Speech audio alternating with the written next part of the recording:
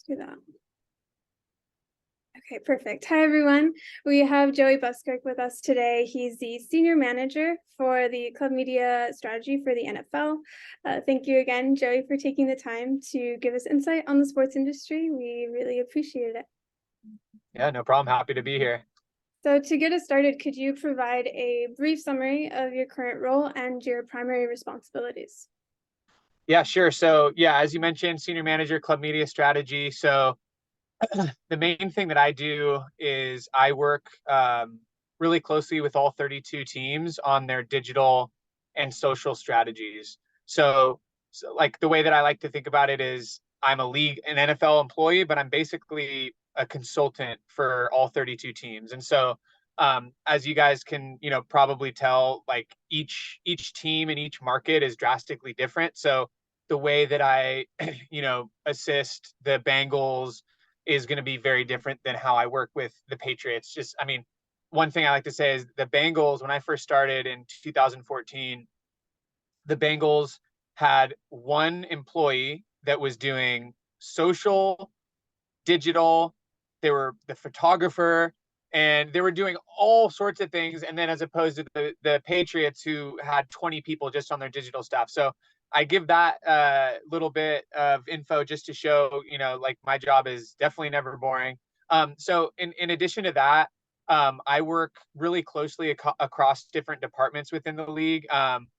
Football operations, business development, social marketing, product, sponsorship, and um, each of those groups have specific divisions that are dedicated to clubs as well. So basically, I work directly with all 32 teams, but then I'm also working very closely with a lot of people at the league and other departments that are also working with clubs, so that we can make sure that we're helping the teams in the best way possible. So a lot of collaboration, a lot of interacting with people and relationship building, which is one of my favorite parts of the job. So a couple of my main job duties currently. So I manage our relationship with YouTube from a club standpoint. So I'm basically the liaison between YouTube and all the teams. So whenever there's policy updates or best practices surrounding YouTube, or ultimately, ways that clubs could make more money on the platform, I'm that person who facilitates that. And through presentations that are club facing to internal presentations, a lot of my time is spent really figuring out how I can help teams across the NFL do the best they can on platforms, long form video platforms like YouTube. I do a lot of things around content best practices. So, how can teams best take advantage of things like draft, combine, training camp from a content perspective, SEO, CTV. And then a big thing also that I'm working on lately is I'm assuming you've heard of NFL Plus, which is our new direct-to-consumer product. Is we're actually building out what a Club Plus product would look like. And so I've been able to take a lead on that in terms of what would that look like? What would ultimately get folks to, like yourself, pay for not just NFL Plus, but a Club Plus product. So I guess the last thing I'll say is what I really love about my role is I have my day-to-day, duties that I'm in charge of, but I also have a lot of room to take on new projects. And it's a very fast-paced environment, digital and sports. And so I feel like there's always new things to learn and familiarize myself with. And so it's fun, and it's also a lot. But that's what you get when you decide to work in sports. Right. No, that's what I've heard. Awesome. Thank you. And for those who were unable to make it to the sports career conference session that you participated in, you had shared that you studied agriculture. What steps did you take to get into your current role, going from receiving your BA in agricultural business, and I think along with a minor in psychology, correct me if I'm wrong, to now? Yes. Yeah. Good memory. Well, yeah. Yeah. So agricultural business, I mean, again, it was basically a business degree. So I got a lot of good, a lot of good info in that major, but I just would write, papers on like cherries and lemons and stuff like that. No, it was way more than that. But anyway, yeah, in terms of how I got, into sports, it's just the power, and you're already doing a really good job at this, and the people watching probably, which is really using your network and people that you've met to have continued discussions, even if you don't have a full, end goal of something you're looking for. It's just creating those relationships and creating, conversations so that when opportunities do come, you can be in a right position to take advantage of it. And so for me, it was my senior year, spring quarter, and a good buddy of mine's sister, who is still a colleague of mine, is really a mentor in a lot of ways, worked at the league. And I was like, that's pretty cool. I love sports. I just set up some time to chat with her, and it was just a cool conversation. I said, hey, if there's ever any, entry level temporary internships, let me know. I'm your guy. And so a few months later, after I graduated, wasn't quite sure which direction I was going to go in, and she reached out, and there was a 7-month entry level coordinator position on the club team, a team that I'm actually still on today, and it looks a lot different than it did, and my duties are a lot different than it was before. But that was my way in, and so from there, I worked super hard. The stars aligned, and there was a head count that opened up about halfway into my 7-month position that allowed for me to secure a full-time position. And then from there, I was able to continue to grow and change teams and stuff like that. But yeah, it's just the power of really, it's probably not new news to you because you're doing a great job, like I said already, but just really not being afraid to ask. I mean, today there was a teacher that I've spoken one of his class before, and I just was like, hey, you want to grab breakfast? Let's catch up. It's been a while. And so really like kind of maintaining relationships, asking questions, putting yourself out there.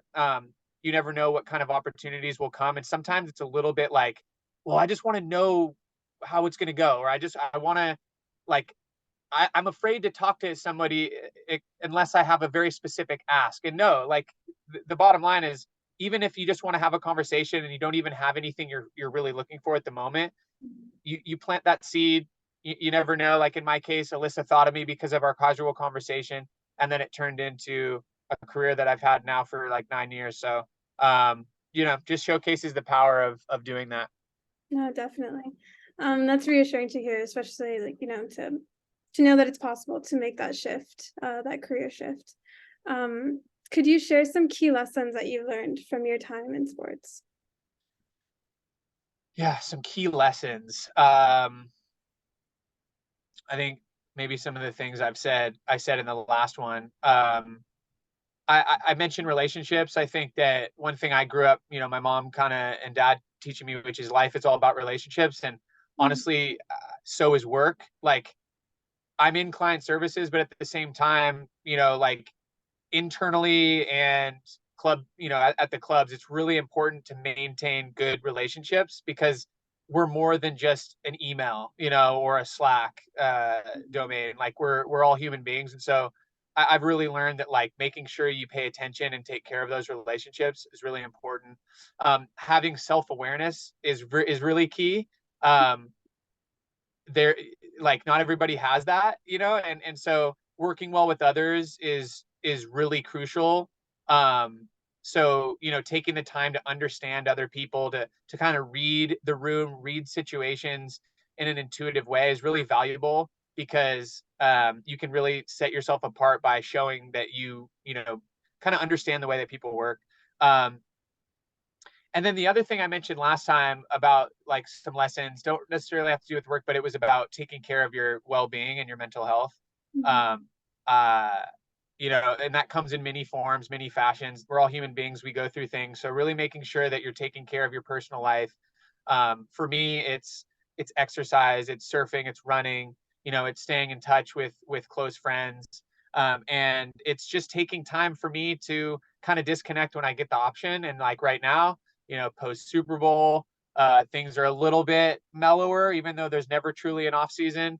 And so, last weekend I was able to get up in the mountains and really kind of clear my mind. And so I think it's just, especially, I mean, in school too, it's important, but you kind of hear about the grind, you hear about this and that.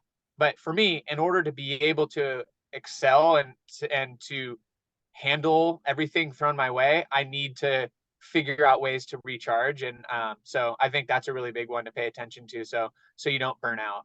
Definitely. Establishing and nurturing relationships, but as well as taking care of yourself is just as important. And I think in any profession, but definitely in such a fast-paced one like sports. Yeah.